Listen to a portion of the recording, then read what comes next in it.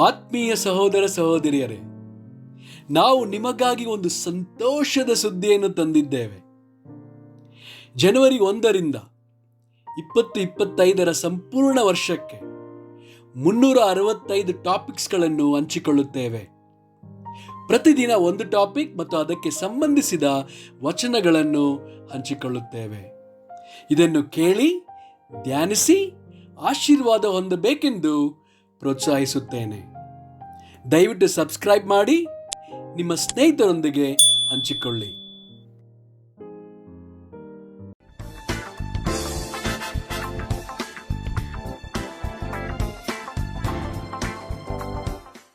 ಇಂದು ದಿನ 94 ಟಾಪಿಕ್ ಕಾಯಿಲೆ. ಅರಣ್ಯಕಾಂಡ 12 ವಚನ 9ರಿಂದ 13.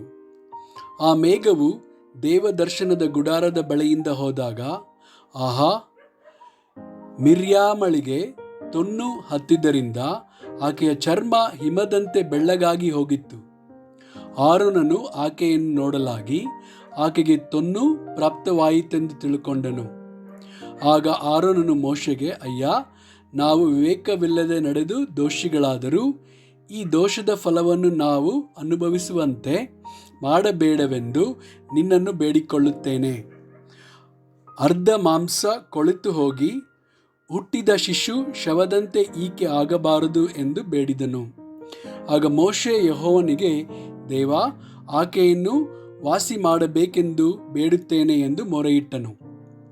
2 ಪೂರ್ವಕಾಲ ವೃತ್ತಾಂತ 26 ವಚನ 19ರಿಂದ 21. ಧೂಪ ಹಾಕಬೇಕೆಂದು ಕೈಯಲ್ಲಿ ಧೂಪಾರತಿಯನ್ನು ಹಿಡಿದಿದ್ದ ಉಜ್ಜಿಯನು ಕೋಪವುಳ್ಳವನಾದನು.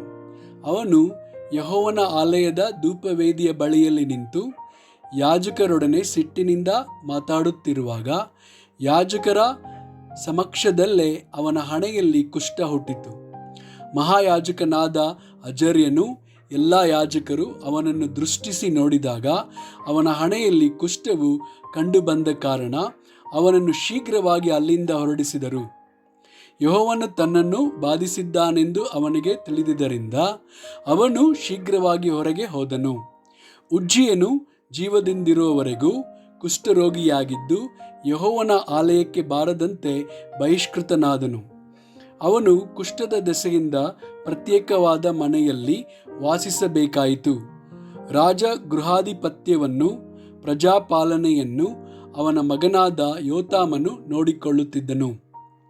ಕೀರ್ತನೆಗಳು 103 ವಚನ 2ರಿಂದ 3. ನನ್ನ ಮನವೇ, ಯೆಹೋವನನ್ನು ಕೊಂಡಾಡು, ಆತನ ಉಪಕಾರಗಳಲ್ಲಿ ಒಂದನ್ನೂ ಮರೆಯಬೇಡ. ಆತನು ನಿನ್ನ ಎಲ್ಲ ಅಪರಾಧಗಳನ್ನು ಕ್ಷಮಿಸುವವನು, ಸಮಸ್ತ ರೋಗಗಳನ್ನು ವಾಸಿ ಮಾಡುವವನು. ಮತ್ತಾಯ 4 ವಚನ 23ರಿಂದ 24.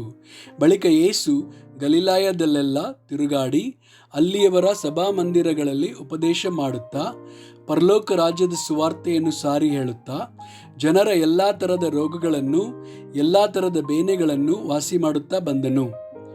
ಆತನ ಸುದ್ದಿಯು ಸಿರಿಯ ದೇಶದಲ್ಲೆಲ್ಲ ಹಬ್ಬಿದ್ದರಿಂದ ಮೈಯಲ್ಲಿ ನೆಟ್ಟಗಿಲ್ಲದವರನ್ನು, ಅಂದರೆ ತರತರಹದ ರೋಗ ಬಾಧೆಗಳಿಂದ ಕಷ್ಟ ಪಡುವವರನ್ನು, ದೆವ್ವ ಹಿಡಿದವರನ್ನು, ಮೂರ್ಛಾ ರೋಗಿಗಳನ್ನು, ಪಾರ್ಶ್ವವಾಯುವಿನವರನ್ನು ಆತನ ಬಳಿಗೆ ಕರೆತಂದರು. ಆತನು ಅವರನ್ನು ಸ್ವಸ್ಥ ಮಾಡಿದನು. ಮತ್ತಾಯ 8 ವಚನ 2ರಿಂದ 3. ಒಬ್ಬ ಕುಷ್ಠರೋಗಿಯು ಯೇಸುವಿನ ಬಳಿಗೆ ಬಂದು ಆತನಿಗೆ ಅಡ್ಡ ಬಿದ್ದು, ಸ್ವಾಮಿ, ನಿನಗೆ ಮನಸ್ಸಿದ್ದರೆ ನನ್ನನ್ನು ಶುದ್ಧ ಮಾಡಬಲ್ಲೆ ಅಂದನು. ಆತನು ಕೈ ನೀಡಿ ಅವನನ್ನು ಮುಟ್ಟಿ, ನನಗೆ ಮನಸ್ಸುಂಟು, ಶುದ್ಧವಾಗು ಅಂದನು. ಕೂಡಲೇ ಅವನ ಕುಷ್ಠವು ವಾಸಿಯಾಯಿತು.